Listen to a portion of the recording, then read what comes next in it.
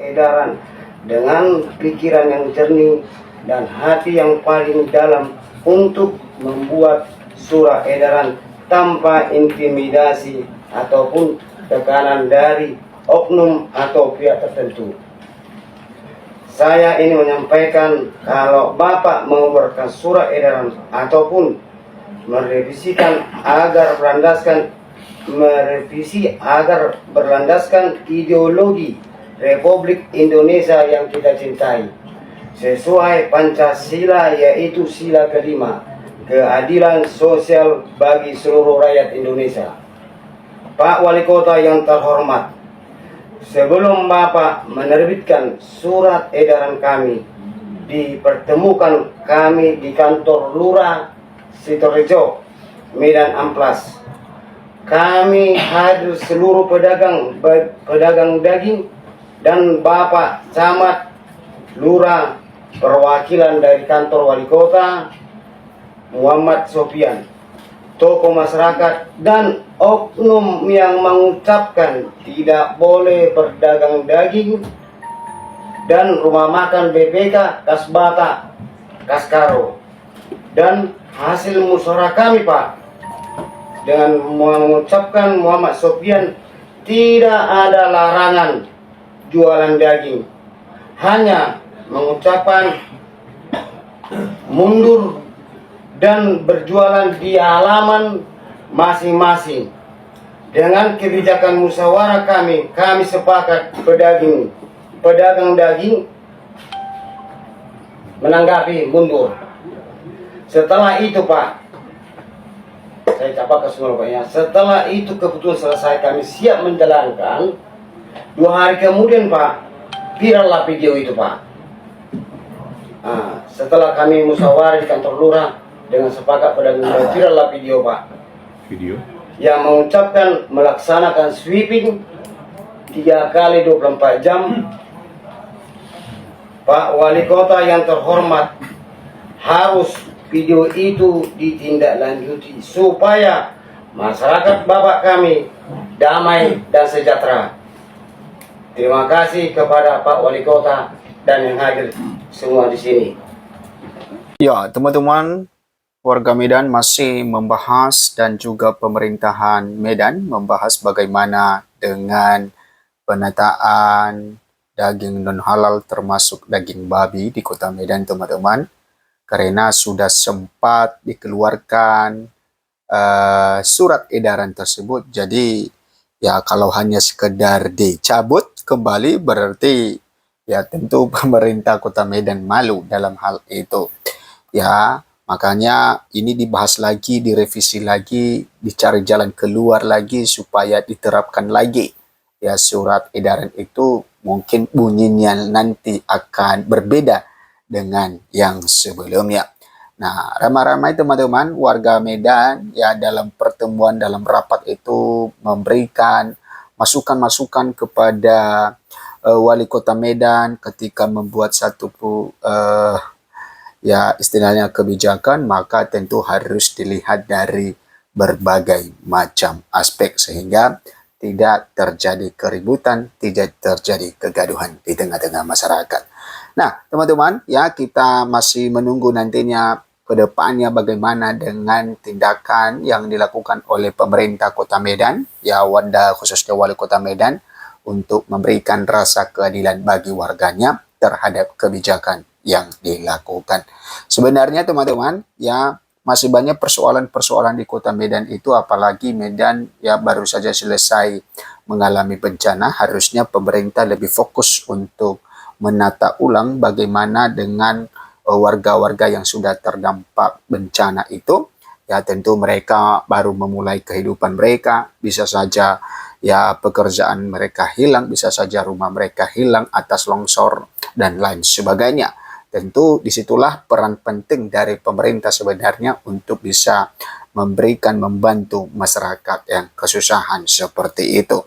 Ya tidak lagi ya sibuk untuk hal-hal yang seperti ini. Tetapi ya mau tidak mau sibuk karena sudah menjadi pembicaraan publik, dan tentu ini ya surat edaran ini harus dibereskan. Oke, Kita beralih bagaimana dengan peperangan antara Amerika Israel melawan Iran, teman-teman. Ya, bagaimana ketegangan-ketegangan yang terjadi.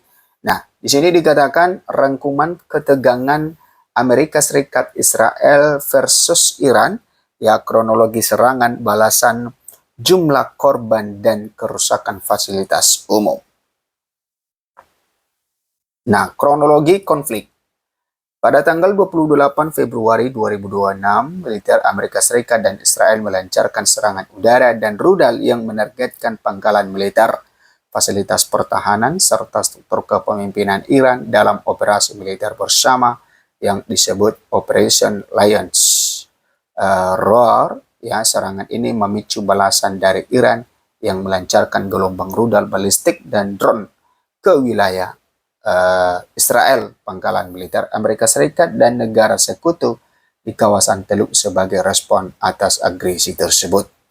Jumlah korban terbaru. Berdasarkan data Palang Merah Iran, catatan korban akibat serangan Amerika Serikat dan Israel di Iran adalah sekitar 201 orang meninggal dan 747 lainnya luka-luka di berbagai provinsi, termasuk efek serangan yang menghantam area pemukiman sipil. Sebuah insiden tragis terjadi ketika serangan menghantam sekolah dasar putri di Minab, Iran, yang menyebabkan puluhan sampai ratusan korban meninggal dan luka-luka di antara para siswa.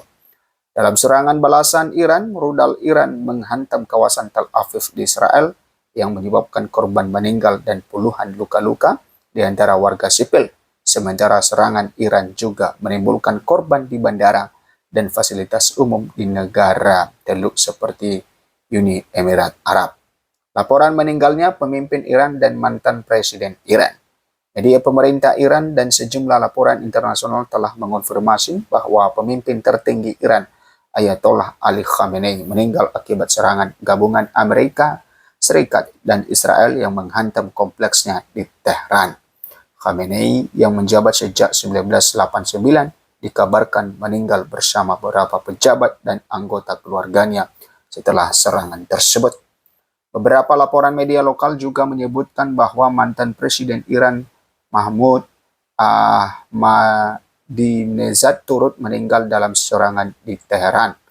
Namun informasi ini masih berkembang dan belum dikonfirmasi secara resmi oleh otoritas internasional. Kerusakan fasilitas umum. Sekolah, serangan menyebabkan kerusakan besar pada sekolah dasar putri di Minab, Iran, dengan bangunan hancur dan korban meninggal serta luka-luka di antara anak-anak sekolah.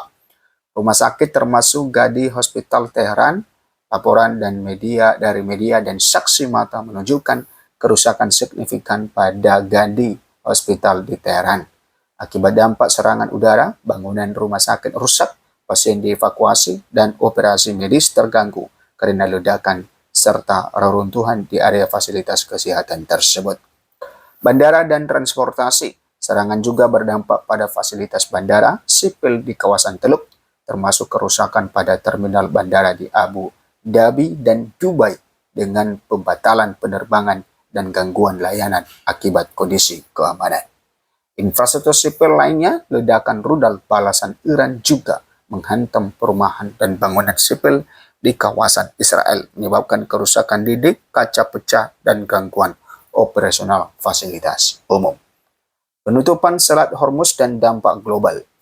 Sebagai respon terhadap serangan militer ini, Garda Revolusi Iran mengumumkan bahwa kondisi keamanan di Selat Hormuz membuat jalur pelayaran strategis ini ditutup.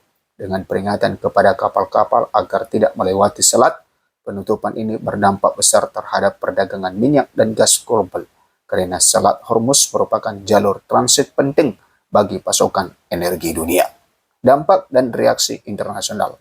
Konflik ini didorong reaksi luas dari negara-negara di dunia, termasuk seruan dari Perserikatan Bangsa-Bangsa dan negara besar untuk menghentikan permusuhan dan mencari solusi diplomatik agar perang tidak berlanjut menjadi konflik regional yang lebih besar. Gangguan pada pasokan energi dan pasar global mempertegas dampak konflik pada ekonomi dunia. Kesimpulan, konflik militer Amerika Serikat antara Amerika Serikat, Israel, dan Iran telah bereskalasi menjadi konfrontasi besar yang menyebabkan sejumlah korban jiwa, signifikan kerusakan luas pada fasilitas umum termasuk sekolah dan rumah sakit seperti Gadi Hospital, serta gangguan besar pada infrastruktur sipil dan jalur perdagangan global seperti Selat Hormuz. Perkembangan situasi ini masih dinamis dan potensi eskalasi lebih lanjut tetap menjadi fokus pemantau oleh komunitas internasional. Nah, teman-teman, itulah perkembangan ya dari perang Amerika Israel melawan Iran. Silakan memberikan komentar Anda. Sampai jumpa di video berikutnya.